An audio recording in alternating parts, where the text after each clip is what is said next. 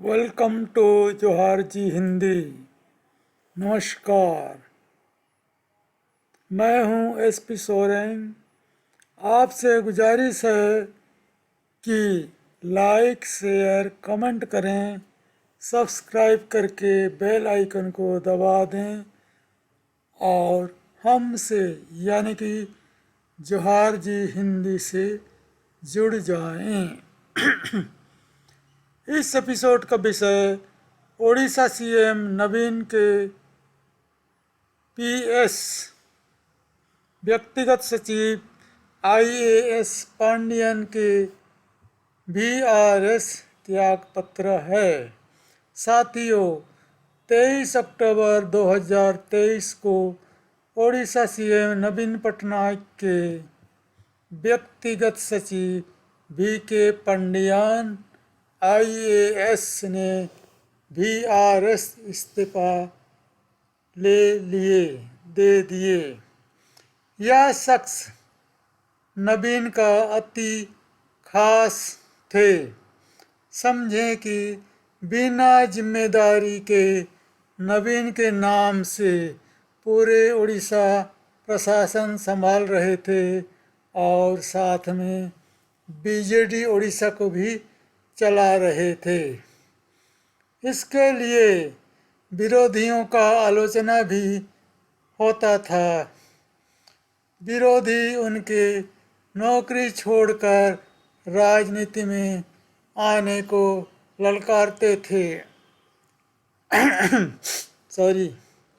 कुछ लोगों का मानना है कि पांडियन साहब ने वीआरएस लेकर विरोधियों के चुनौती को स्वीकार कर लिए हैं, लेकिन यह युक्ति हजम नहीं हो रहा है, क्योंकि मुफ्त का सत्ता सुख किसको पसंद नहीं आता। याद है ना, ईडी संजय मिश्र साहब एक्सटेंशन पे एक्सटेंशन ले रहे थे और सत्ता सुख भोग रहे थे। अंत में अदालत की शक्ति की वजह से ही उनको त्यागपत्र देना पड़ा, यानी कि ऑफिस छोड़ना पड़ा। इसलिए पांडियन केस को भी राजनीति करने के अलावा अन्य नजरिए से देखना उचित होगा। चाकरी जीवन में कभी कभी ऐसा भूल हो जाता है जिससे बच पाना नामुमकिन हो जाता है।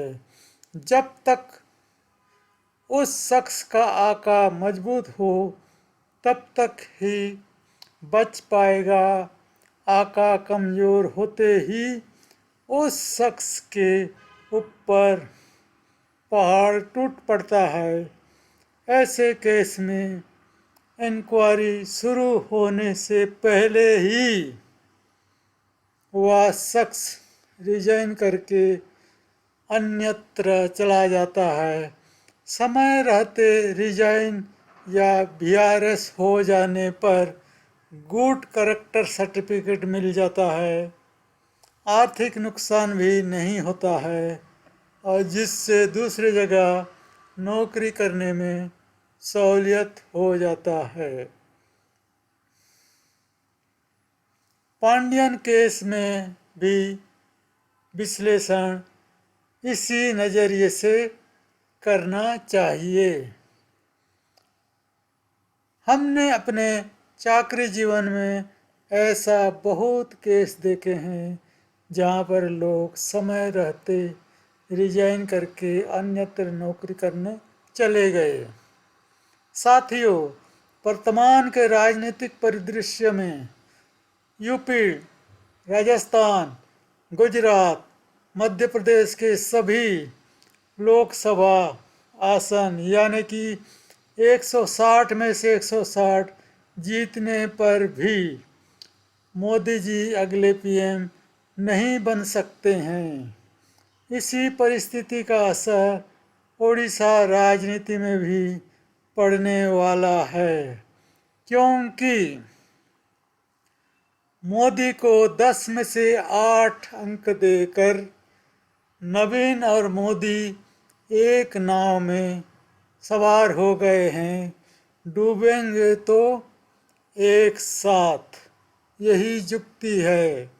इससे पहले नवीन ने समदूरता इक्विडिस्टेंस का नीति अपनाया था, जो अब नहीं रह गया है।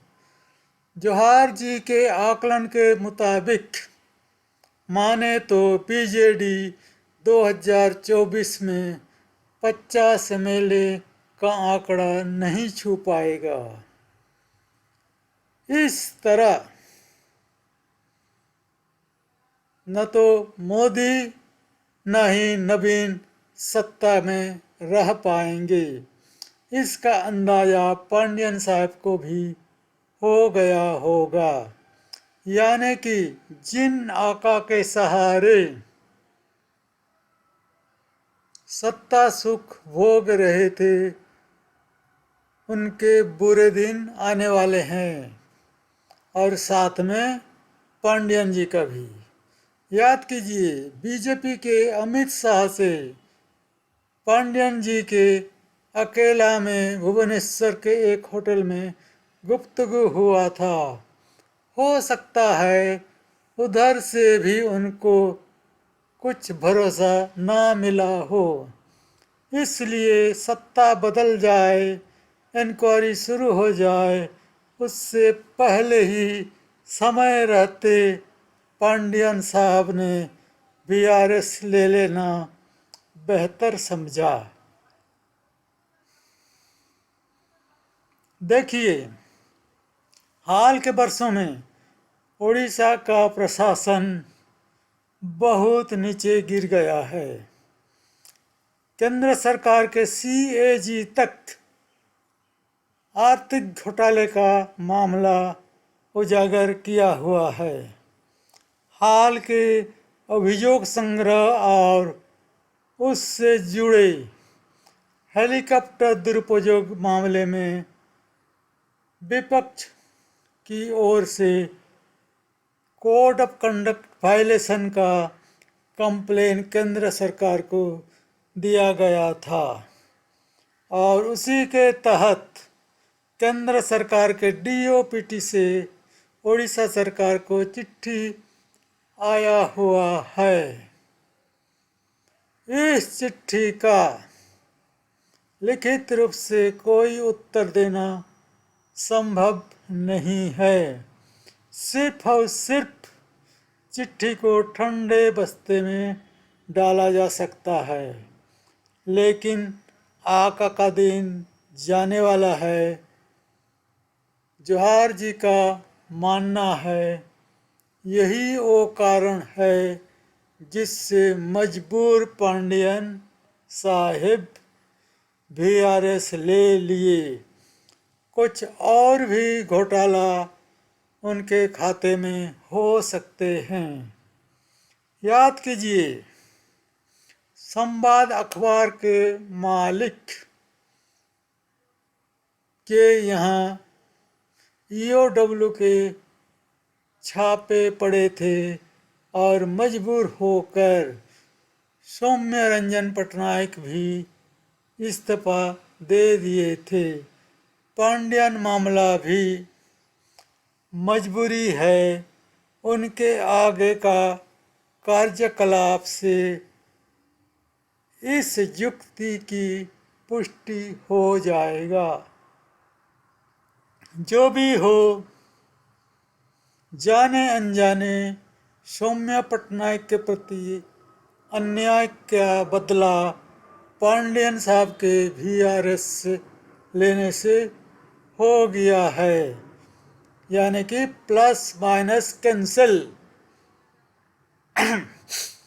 अब पांडियन क्या करेंगे? अब तक तो सरकारी खजाना से तनख्वाह लेकर बीजेडी पार्टी के लिए काम करते थे। बीजेडी के काम तो अब भी कर सकते हैं, लेकिन कमाई कहाँ से आएगा? क्या अन्य नेताओं की तरह पांडियन साहब भी घूसखोरी करेंगे? हो सकता है पांडियन बीजेडी के बीजेपी वाला संबित पात्र की भूमिका में आ जाएंगे। जिस तरह संबित पात्र जी कमाई के लिए कोई सरकारी कंपनी के नाम मात्र डायरेक्टर तो हैं, लेकिन काम मोदी जी के लिए करते हैं। ओडिशा से ही रिजाइन करने वाले एक अन्य आईएएस अधिकारी अभिनव वैष्णव भी हैं, जिन्होंने किसी कारण चाकरी छोड़ इधर उधर भटके, अंत में नवीन के शरण में आए और वर्तमान रेल मंत्री बने हुए हैं। बीजेपी के धर्मेंद्र प्रधान या कांग्रेस के सुरजेवाला की तरह खुद तो चुनाव नहीं जीत पाते, लेकिन वैष्णव साहब मध्य प्रदेश के चुनावी प्रभारी बने हुए हैं वर्तमान इलेक्शन में। पांडियन भी नवीन के दया से ऐसे कोई काम कर लेंगे, लेकिन प्रत्यक्ष रूप से चुनाव में भाग ले पाएंगे यह संदेह है, क्योंकि वो मूल रूप से तमिलनाडु को बिलोंग करते हैं, एक तमिलियन है, उनको शायद ही यहाँ वोट ना मिल पाए। अगर वो प्रत्यक्ष रूप से चुन के एमएलए नहीं बन पाते हैं, फिर तो उड़ीसा के सरकार में मंत्री भी नहीं बन पाएंगे। ज़्यादा से ज़्यादा राज्यसभा में एमपी बन जाएंगे और मौका मिलने पर कभी बीजेडी कोटा से केंद्र में मंत्री बन जाएंगे। इससे ज़्यादा और कोई राजनीतिक जीवन उनके लिए संभव नहीं हो पाएगा। यह जवाहर जी का कल्पना जल्पना है, आकलन है। इतिहास साक्षी है कि आज तक कोई आईएएस या इस तरह का बड़े अधिकारी अपने बलबूते न तो चुनाव जीता या पार्टी चलाई, उसको कोई ना कोई राजनीतिक व्यक्तित्व का छत्र छाया में ही काम करना पड़ता है, उसका लालन पोषण हो पाता है। वह सिर्फ रणनीति तो बना सकता है, लेकिन उसके चेहरे पे वोट नहीं पड़ते। ओडिशा में भी पांडियन की तरह नवीन पटनायक को चलाने वाले रिटायर्ड चीफ सेक्रेटरी प्यारी बाबू का चेहरा नहीं चल पाया था और प्रत्यक्ष राजनीति में फेल हो गए थे। खुद नवीन पटनायक भी उनके पिता बीजू पटनायक के नाम से ही चल पाते हैं। आगे आगे देखिए क्या होता है। जवाहर जी का कल्पना जल्पना सही होता है या नहीं पता चल जाएगा। पांडियन प्रकरण से ओडिशा के अन्य आईएएस या दूसरे अधिकारी सबक लेना चाहिए। आका कितना भी मजबूत क्यों ना हो, आपका बुरे वक्त में कभी काम नहीं आता। काम तो सिर्फ और सिर्फ रूल बुक, संविधान और अपने कार्य प्रतिबद्धता का प्राथमिकता ही काम में आता है। साथियों, हमारे विचार कहाँ तक निष्पक्ष रहा, कमेंट में ज़रूर बताएं, हमें आपकी सहयोग की अत्यंत आवश्यकता है।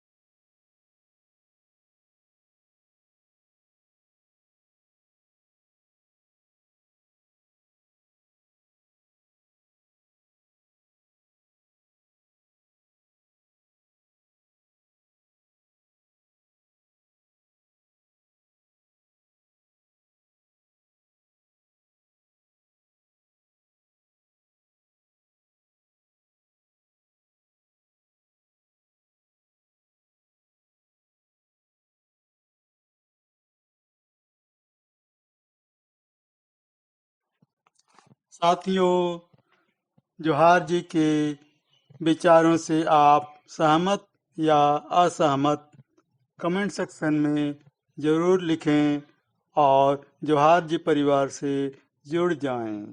साथियों, विदा लेने से पहले आपसे पुनः रिक्वेस्ट है, गुजारिश है कि वीडियो को लाइक सब्सक्राइब ज़रूर करें। अपनी दोस्त यार जान पहचानों से शेयर करके जोहार जी टीम का मनोबल बढ़ाएं। धन्यवाद।